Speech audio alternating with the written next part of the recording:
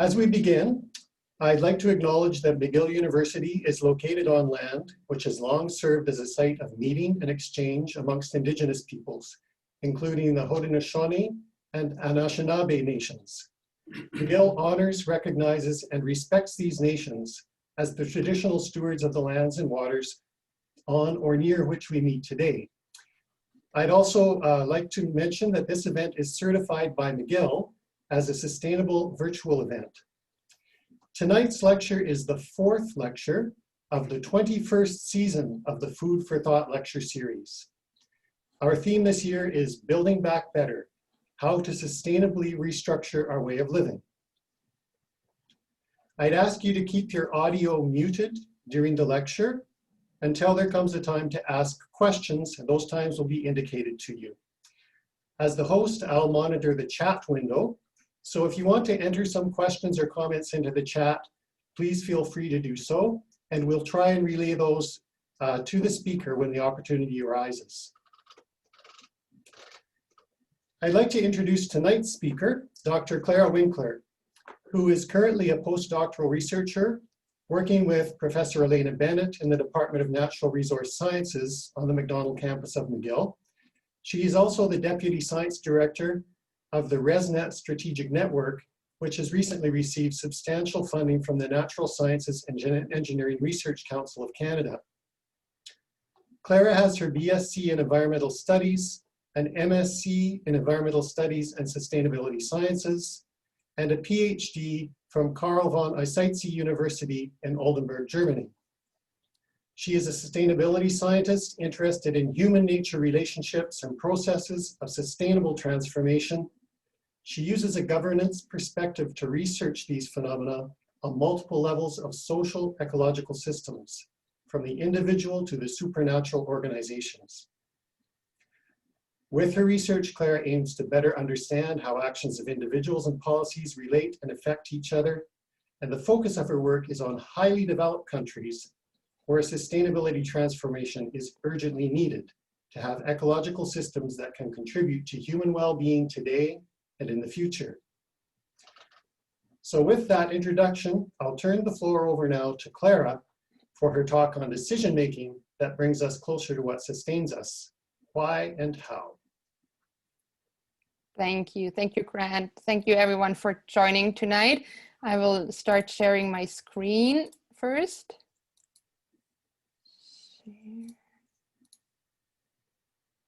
And now you should see the starting slide, the title slide. I see a thumb up, perfect. So thank you everyone for making time tonight. I know I run in competition with other high political things tonight, but I hope you will enjoy this talk. And as Grant said, I'm a sustainability scientist. And so for me personally, it's always important to think about humans and the natural environment and the places we are from. So with that, I want to start and invite you to think for a moment. If you want to close your eyes, you can, but you don't have to. But think about a place you call home. And when you have this place that comes to your mind as first thing, then think about how the landscape looks like in the place you're thinking about. So are there mountains or are there bodies of water? What kind of plants do you see and what structural elements?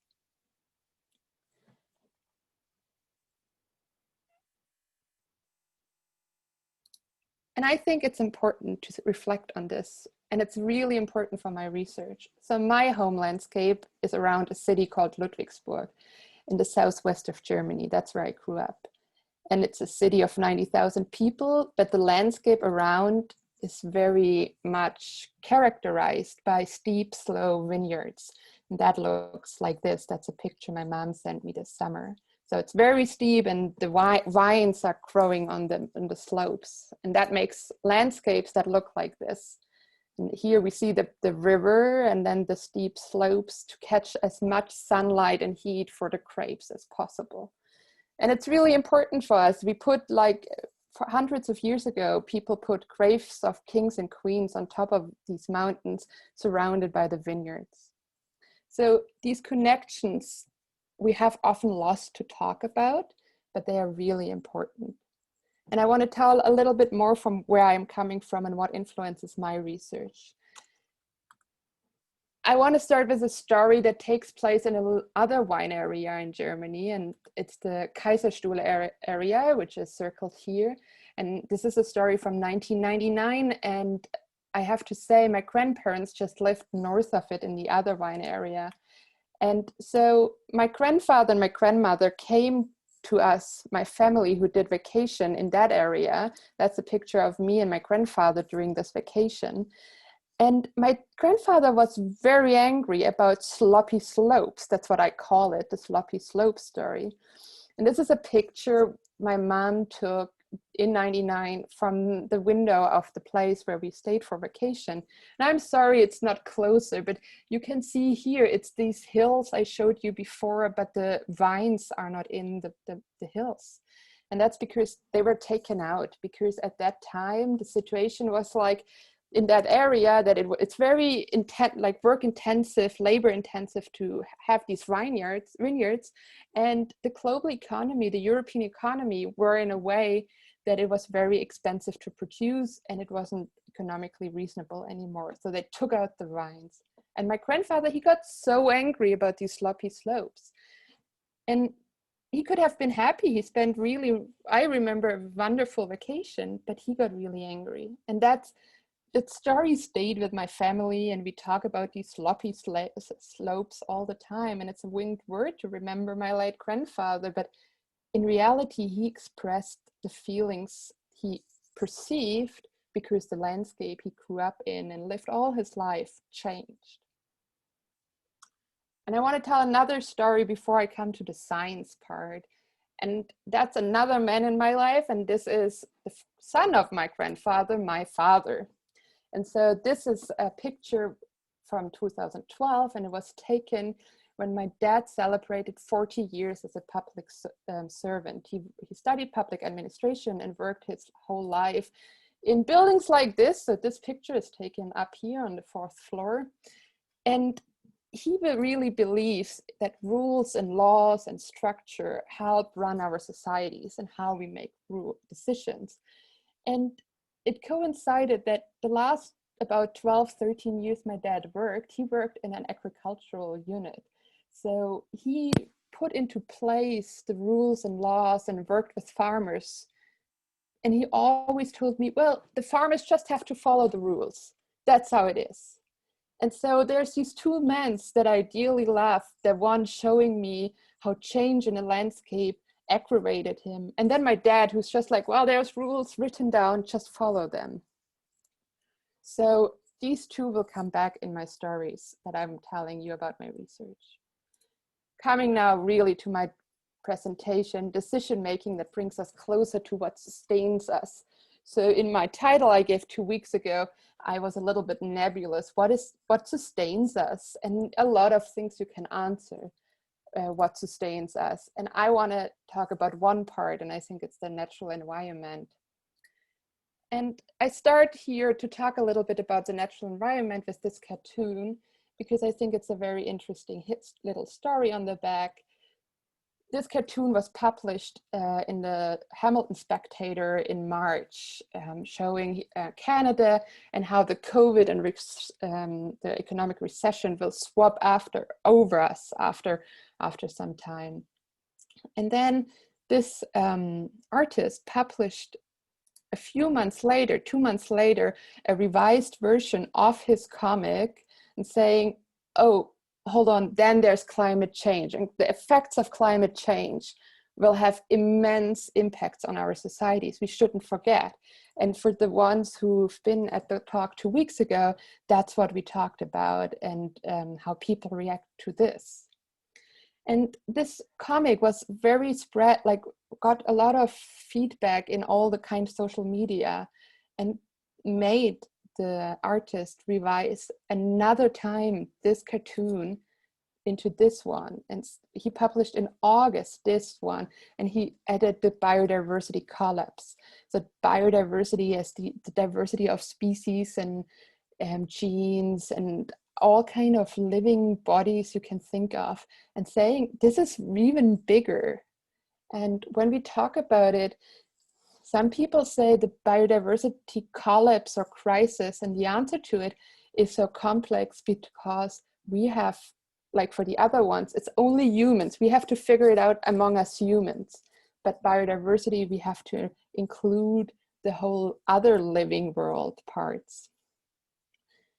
I want to show you, and probably a lot of you know these numbers, that biodiversity is declining globally. Here is one of the indexes for, published by the WWF, the Living Planet Index, that's declining since 1970. And they also published this year a study for Canada, and depending on which species and thresholds you look at, also there the numbers are drastically in decline since 1970. And yet it is really important, biodiversity. It is the basis for the human health.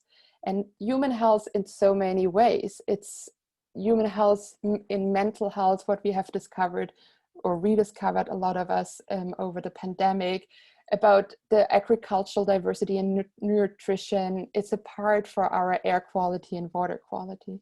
So biodiversity is a really important part of our well-being.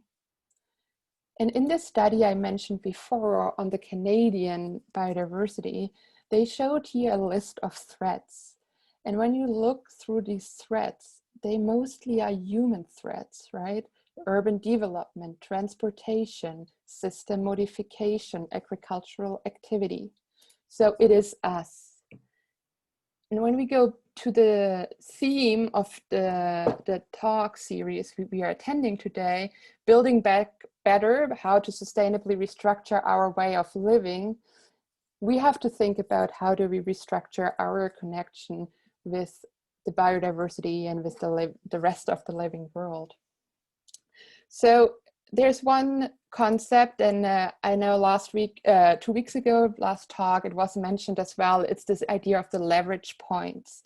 And this is another publication and figure, but the idea is that the system has this balance, and depending what activity we do for a transformation, the system can swap, can transfer into another state. And a lot of the current interventions for sustainability, this publication says, is like a shallow leverage. It changes only little parts of the system. And they say deeper leverage points have great potential, but are under-researched. And so I thought maybe tonight we can explore a little bit deeper leverage points. The group around these researchers who talk about deeper leverage points, they have identified 3 that we should think about. And this is reconnect humans with the natural environment, rethink how the knowledge of different people interacts and needs to be drawn on to foster sustainability, and restructure decision-making processes to create favorable conditions for sustainable behaviors. And to guide you listening in the talk I do in the next 30 minutes now, I will show you my last slide already. So my last slide is this slide. And I say decision-making needs to follow a generalizing as perspective, allowing for context specification. And this is my dad and my grandfather again, and my dad is not now almost as old as my grandfather during this vacation. So you need the context specific. You need to hear the voices of my grandfather and why he thinks the landscape is important. But also I will show that my dad has a point that we need these systems that help us to guide decisions. So I will talk now about reconnect humans with the natural environment. And that is my very first study I did as a researcher. And I went and explored a little bit why my grandfather was thinking what he was thinking. And I studied the non-material benefits of natures in vineyards. And what we did, we looked at different things that people can perceive as a benefit from a vineyard. So there's physical and experiential interactions like hiking in a vineyard or tasting the wine. And then intellectual and representative interactions, so education and scientific, but a lot of entertainment and most vineyards are perceived as very aesthetic, and it's a big heritage. Spiritual or emblematic signs of wine production. And last, we call it quasi-intrinsic values or benefits. It's like bequest and existence, to conserve it for future generations, and also that nature has just a value in itself. And we compared in this study California, Sonoma Valley to be specific, which is a long-standing industry, and England, Southern England, which is an emerging industry, and that's especially due to climate change. In England, wine production is rising and the numbers are increasing.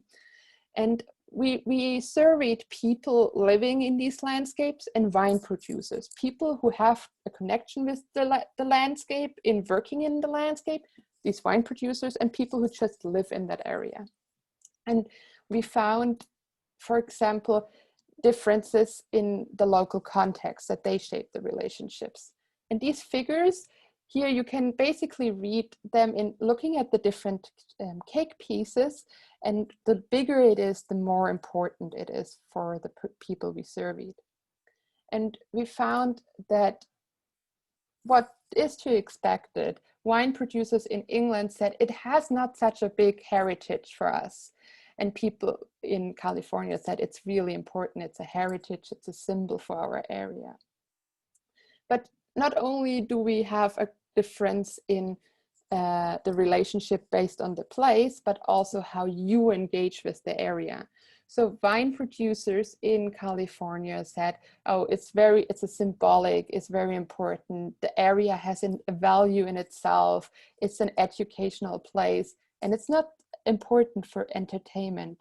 While local residents were much more thinking, who are not working in the vineyard, right? Oh, it's experiential, it's the wine, it's the entertainment I get through this area.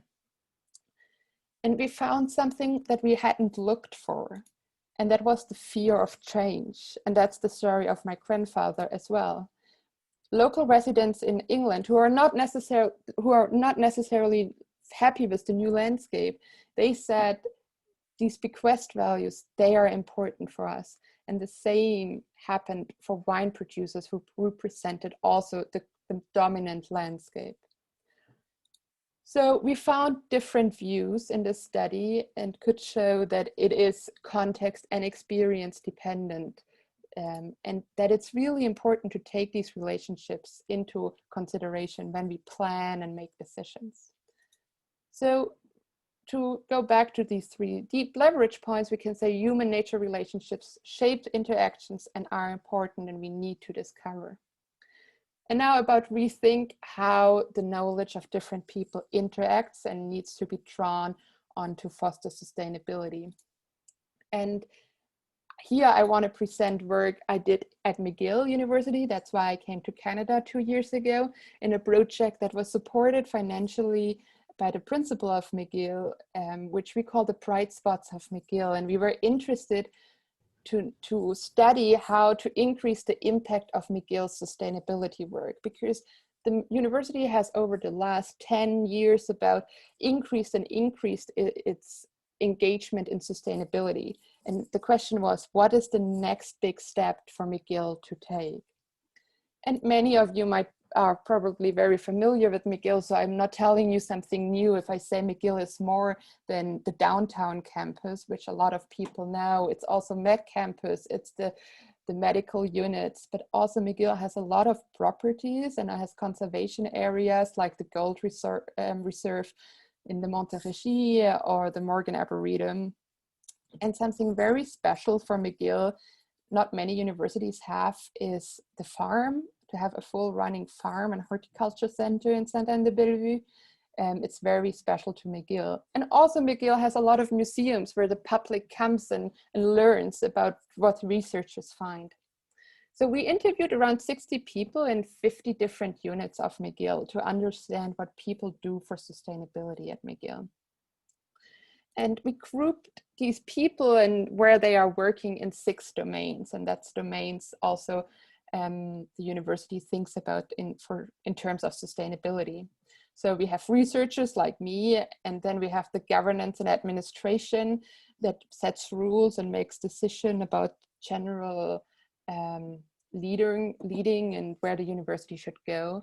We have education, probably the most famous part of McGill with research, all the teaching that happens.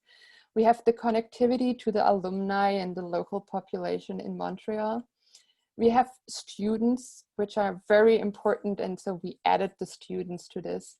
And lastly, we have operations, something I as a researcher often forget that exists because it's so smooth in the background, right? It's facilities, it's all these services that work constantly that McGill is running, and I don't see often, but they have a lot of things to say on sustainability. So we talked with all the people, and what I like to do is I would like to map them out. I like to create a map where the nodes are the people and how they connect with each other. And because McGill is so big, it's very complicated. So this map is very confusing, and I could talk a whole talk about this one map. What you can see and what I want to see show you is that these nodes are different units at McGill. And you can go for shape or you can go for color. And one thing I want to talk about tonight is that we see a lot of the nodes with the same color very close together.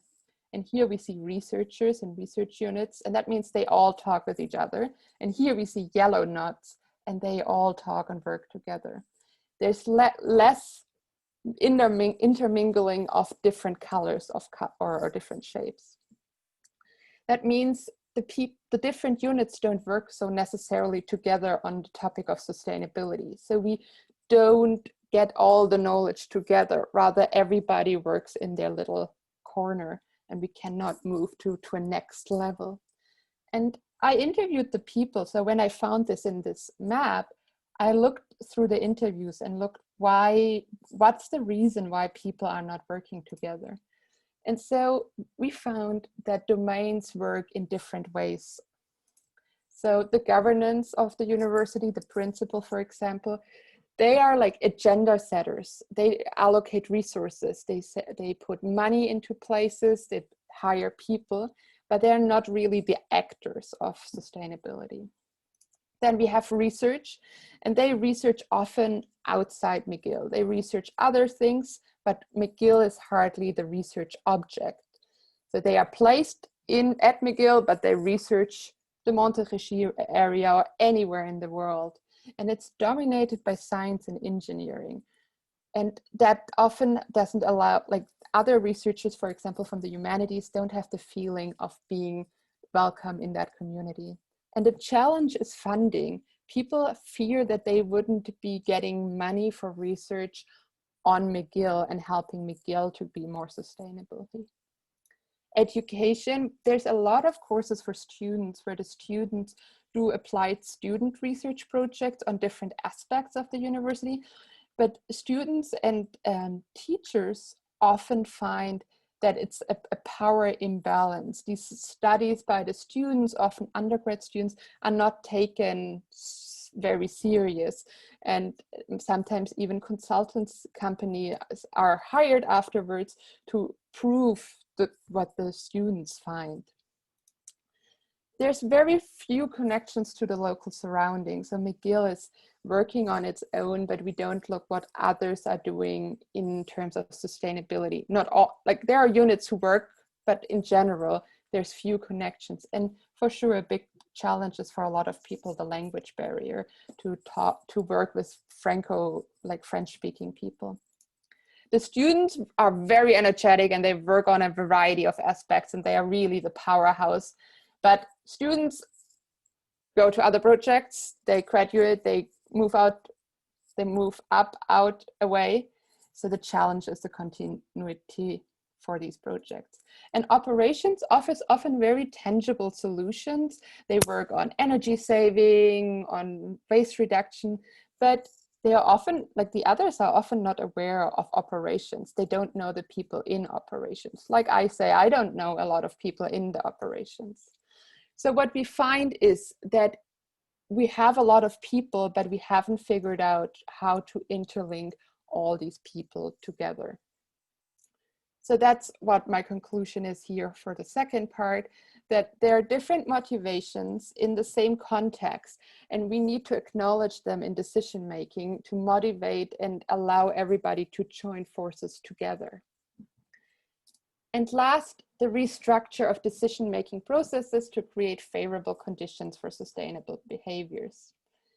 And I will take you back to my home country, Germany, for this study. But first, I want to remember what my dad said, always about laws and structure. So there is, if I want to point it very extreme, this idea of like, there is this king and the person makes a decision, king or queen, and the other people do the decision. And my dad doesn't believe that, but he hopes that there is a wise decision maker and it trickles down. But what we see in reality is that it's a little bit more complicated. There's more people and they have more connections and they influence each other, and we don't know exactly how that works together. So to understand this complicated decision making, we need to look into case studies. And so, like I said, this is a case study of northwestern Germany. This is the East Frisian Peninsula, an area that most of the land here is reclaimed land from the sea. So it wouldn't exist if we humans wouldn't exist. This is trained land, which is very then used as farmland, mainly for grazing. And if we stop training and pumping the water, the sea would take the water back. As well, it's a coastline, and this coastline of the Wadden Sea is a very rich ecosystem for migratory birds. And this is how the land looks when you look from the sea. So here is the Wadden Sea. It's a very similar, the Wadden is very similar, like when you go to the Bay of Fundy, the slick, and it's a very similar feeling to the feet, but the landscape is very different. And there's a lot of people in this landscape. We have conservation, like I said, it's very important for migratory birds. We have coastal protection, because if we wouldn't protect the land, the sea would come and reclaim the land. We have residents who just live there. And because Germany doesn't have a lot of coast for such a big country and a lot of people, tourism is really big. You see, agriculture is the main land use in the area. And since about the last 15 to 20 years in Germany, wind energy is a big player, and especially along the coast, wind is very important because Germany tries to increase its renewable energies. And so I was part of a research group at the university in that area that has a long-standing tradition to work with local stakeholders, working on different aspects of climate change and land use. And when I came in, we generally asked, so if we take the whole area, who makes the decision? So we did something very similar to what we did at McGill. We went and did interviews and asked people, who are you working with? And we are here not representing individuals, but groups, stakeholder groups. And you see there's a lot of different stakeholder groups who make somehow a decision that affects the land. And here in the legend, you can see different things that the literature argues is an influence on decision making. The betweenness is a statistical calculation where some people say that if you find that value, the better, the more influential you are. So the darker the dot, the more influential it is, according to statistics we ran based on the interviews we did. Other people say it's the amount of connections. So we have here the connection, and that's illustrated by how thick and dark the lines are. So some lines are really thick, and the idea is the more thick, dark lines come into your knot, the more influential you are. And then we also just ask the people, who do you think is influential? And that's the size of the bubble. So here we see agriculture is this prime example where everything comes together. The statistics say it's important. We see a lot of black lines, and people say it's very important. And then we have other parts, for example, here, the state administration, that is like based on what the literature discusses and the statistics we can run is influential, but the people don't perceive it as that influential. And so we were like, this is very confusing. So let's see what is influence. And influence people describe as, or like a lot, other people say power. What is this power? And we found different powers that are important. So we have the legal power. That's basically what my dad is thinking about. Like, because of certain things, other things are important. For example, in Europe, there is legislation that protects migratory birds and their habitats. So that area, because it's so important for the migratory birds, experienced about 20 years ago a significant increase in protected areas because this law came into power. And suddenly a lot of farmers thought, oh, because this law says it, now I have to change my practices. Then there's the political power, and that's basically lobbying. And this is like not big companies lobbying here. This is a rural area. It's just like the farmer association going to the mayor. On this level we are talking. Other people talk about land as power. So as long as you own the land, you decide what happens with your land. It's true of sometimes a farmer can decide to a degree if they want to be an organic farmer or an industrial commercial farmer, but then we see also the legal rules are changing and the farmer has to follow them. And money, which is a big thing since European agriculture is heavily subsidized, and so the flow of money regulates a lot. And this is an aggregated network, so all the interviews together built this one network. But when we looked at the individual networks, we found something we thought very interesting. And that was others have influence, but never yourself. And that was the same pattern, no matter if we worked with state administrators or environmental NGOs, how many contacts they had. The red dots are the people we interviewed. And they are always super, super tiny, saying they never said we are powerful. It's always the other one, which was very interesting for us. And last, we found, or I got in these interviews something I found also in the other studies, this strong local identity, where I hear these are quotes, these things in italics, that these various stakeholders groups try to explore the best option for our home. They use the German word Heimat, which is very emotional, because we all live in this area. So we find all these information and these statistics and see, okay, it seems like everybody puts the responsibility on somebody else, but in the end, everybody is a bit responsible depending, or influential depending which theory you follow. So why not putting them all in one room? And that's something the talk 4 weeks ago, the one before last time, also talked about, bringing stakeholders together.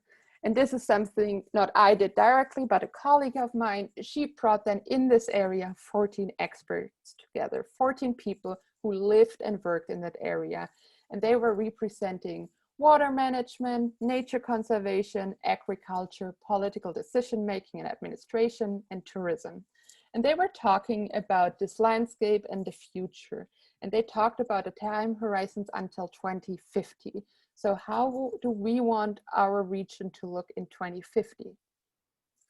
And this was part of a research project. So the researchers, the scientists, developed some models based on what's happening now and what could happen.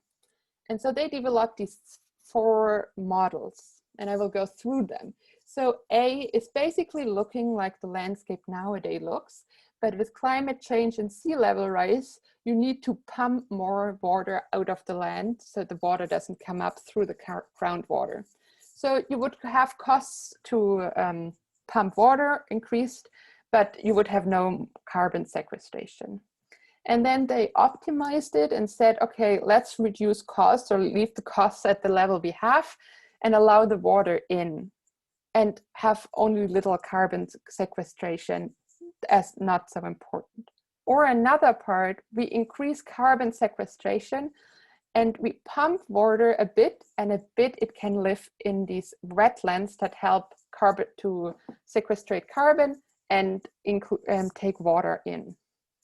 And so we went there and we talked with them about it, with the stakeholders, with the experts about this.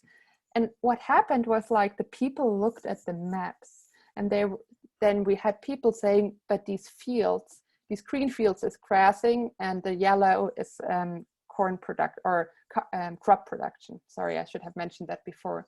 And then we had farmers saying, but here you flood my fields. What shall I live from? And other people were saying, but what, a big lake here, what does that mean for other people living in these areas? So we went into this workshop and thought they have, I don't know, we thought we present the results and people are, okay, this is interesting. But people were really looking, where am I living? Where am I working? And what does that mean for me? So what we then did is we found a solution together with them. We talked with them, and my colleague had worked a long time with them, and we designed these areas they came up with. And if you look, it's a little bit small, but you see these green bits in the blue. And this is not water that's constantly there, but it's for floodings, because storm floods are supposed to increase. And you see little tiny wind turbines, because people said, why don't we put more wind energy in? So we have to can reduce our coal consumption for coal power plants, which is very big in Germany.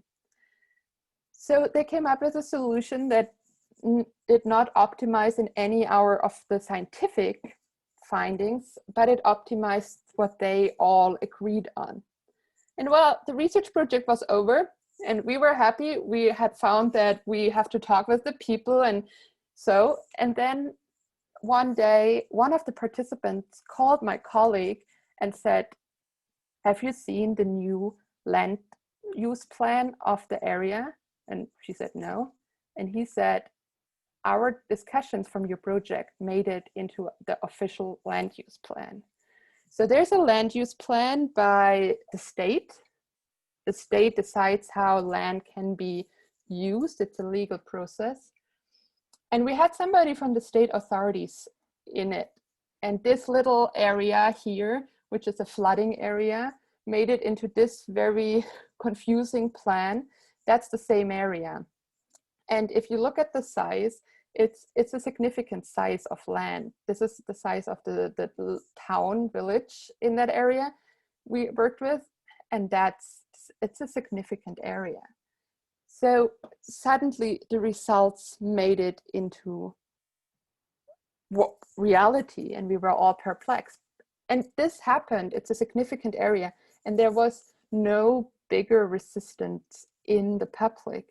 And it seems we talked with people, we didn't do a study afterwards, but we talked with other participants, and it seems there was no resistance because we had talked with them, that this was a common discussion, and everybody felt like they were heard about this decision. So it's important to give a frame to have this land use plan, but allow for adaptations to reflect the context and the specificities therein.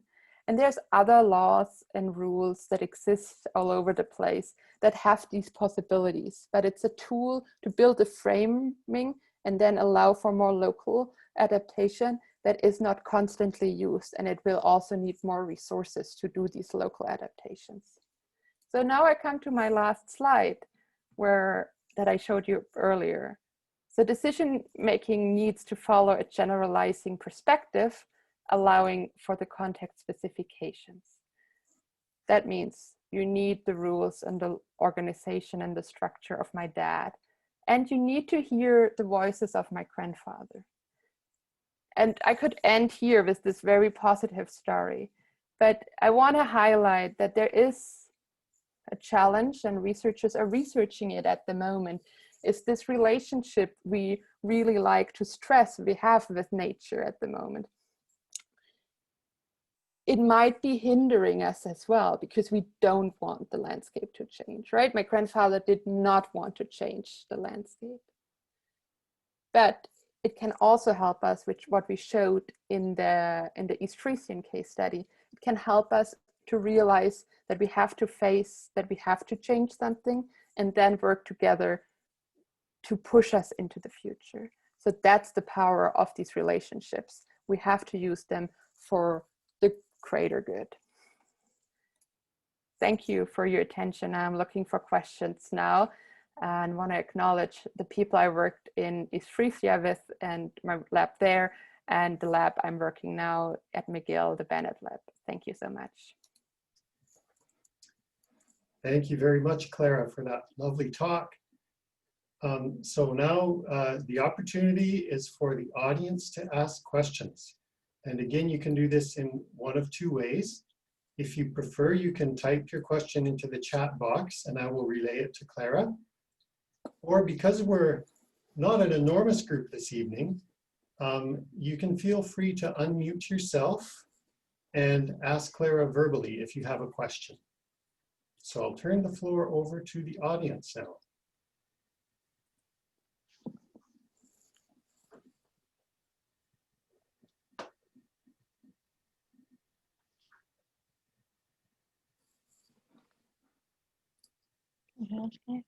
So Andrew, I see you've unmuted yourself. Do you have a question for Klara?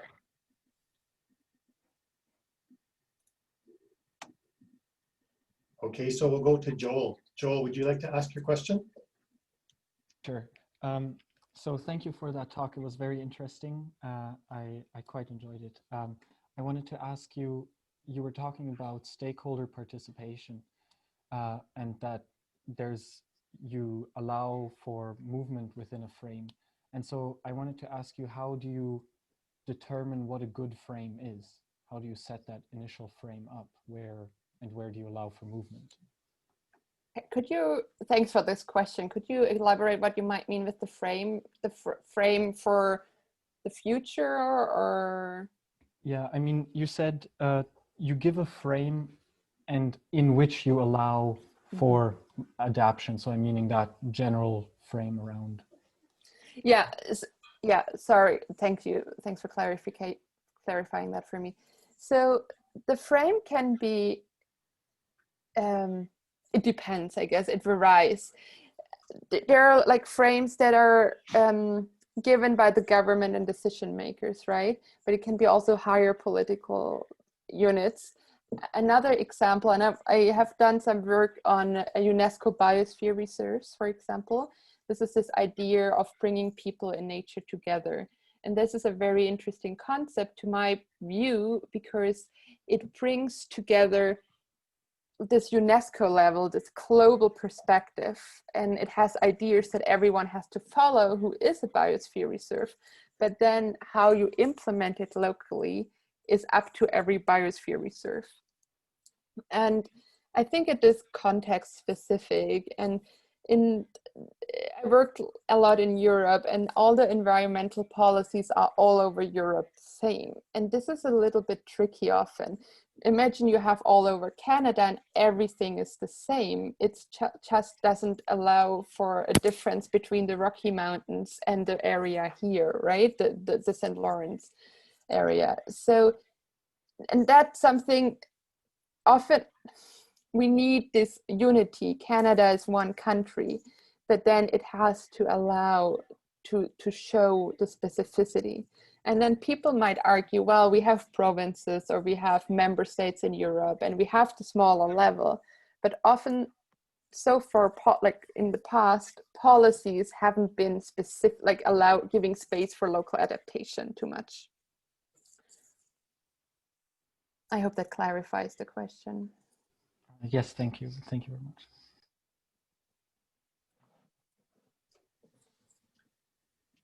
Klara, I have a question, which maybe is related to Joel's in some respect. I think that in some contexts, for instance, in the Frisian Peninsula, the area and the number of stakeholders is restricted enough that you can get a representative number of stakeholders into the room to talk, and you feel you've got pretty good coverage of the opinions and the people that might be impacted by your decisions. But what about matters that are more expansive? Say, if you're talking at the national scale, how would you go about choosing the people that would be involved in your decision-making process? Yeah, thank you. I think that's the limitations of participation, no? That then it's representation. And you always balance. And something I'm personally very interested is who's not in the room. Because there's also, when I interview people, there's people who don't want to be interviewed and don't want to talk or don't have the time or capacity. And I think now I'm going in another direction, but on the national, the higher the level, the harder participation is. Even if you allow with like, I think in the digital world, we have much more tools where we can allow these big calls and for online forums and so, but it's really hard to then synthesize the information and put it together, right? So I think these local, it's on a local level where you still can work. And something I didn't mention, but you might have seen when you saw the extent of the maps. For the second part, we really reduced into one community. So I studied the East Frisian Peninsula, but I interviewed already so many people, we couldn't have worked with everyone. So we went to one municipality and worked with them. And we invited people from other levels so the information could flow up and down. And that's how the information went all the way up to the state level into this land use plan of the state. Great, thank you. We have a question from Peter Morrison. So he asks in the chat box, how would the approach to decision-making vary with the types of decisions? And the example he gives, land use planning is well understood and involves a repeated set of decisions, but something like a new energy policy might be quite different with domestic and international implications. So how would the approach change in those two contexts? Yeah, I think this is a lot for, like what I described is for connections with the natural environment, with which have effects on land use, on conservation and biodiversity. I think that's when these relationships are important, and often for an outsider maybe not as obvious, because we also often have lost the language to talk about them or express them in these industrial societies. While other policies like energy, I think they become also a lot more technically important, or energy, like Peter is writing, it has international implications. And they are not so much decisions for the local, like it depends with energy, right? If you talk about a wind turbine or solar panels locally, it's different than if you think about a new nuclear power plant or something like this. So it's not a concept for every decision, but it's more for the land use and the right use, the direct use of the energy of the land. Thank you. We have a question from Juan Manuel Mendez, and he's referring to the cartoons that you showed at the beginning. And his question is if decisions with local stakeholders could scale up to affect climate change and biodiversity reduction. Would that be a consideration in your process? If local actions scale up, is that the question? Yeah, I'm a strong believer in this, and I think that's what we saw a lot 2 weeks ago in the talk as well. I think it will require every action for biodiversity and for climate change to combat it and to hold it, to hold the declines. And it's not, in my opinion, not it's the high political levels or it's only the local people. It's an effort of everyone. So I think it's important to have the many local examples, to show it's possible, and also bigger decisions to have like the support. But for me personally, it's definitely a combination of the two. Thank you, Klara. Does anybody have any questions that they would like to ask verbally of Klara? You can unmute yourself and ask the question now. I see Joel would like to ask. Sorry, I have another question.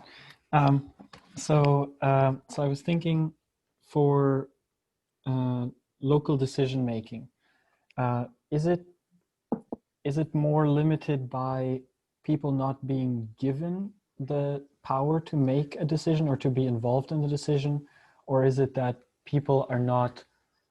Because in your graph, you showed that people are not aware that they have power, or like institutions even are not aware or do not perceive themselves to have power, even though they might have it. So is it more a problem of conception, or that they actually don't have, or that participants don't have actual power? I mean, I don't know if you understand, it's a bit messy. Yeah, I see where you're coming from, and well, based on my last question, I think everybody has power to a degree and in different parts. But this is like, not only they don't feel necessarily that they have power, but also they assign the real power to somebody else, right? But if suddenly if everybody is suddenly in the room, and I cannot anymore say, oh, it's the others, but everybody, all the others are in the room, and like they realize, oh, it's us together, we have all the power, and maybe you have a different conception than I, who has the final power, but together we can make this decision. I think it's, 4 weeks ago, there was a talk on also participation, and I think it's really important to include many voices that transfer this knowledge and the decision already into their respective groups, and that's how it works then. Okay, thank you very much. Thank you, Joel. Does anybody else have any questions they'd like to pose to Klara now? Going once, going twice. All right, so what I'll do now is I'd just like to thank Klara very much for taking the time and making the effort to prepare such a wonderful and engaging talk, and for joining us this evening. It was a real pleasure to listen to you and to listen to the discussion afterward. I'd like also to thank our co-organizers, so Ingrid Shiraz and Anna Duff, who are with us this evening. And of course, I'd like to thank you, the audience, for joining us tonight. As Klara said, there's quite a lot of competition south of the border, so I appreciate that you took the time to join us this evening. I'm going to stop the recording now, but I'll leave the Zoom room open. If any of you would like to stay on and have a bit of a discussion, you're welcome to do that. Otherwise, if you're going to leave us this evening, I wish you all a good night, and I hope to see you again in 2 weeks for our final lecture in the series.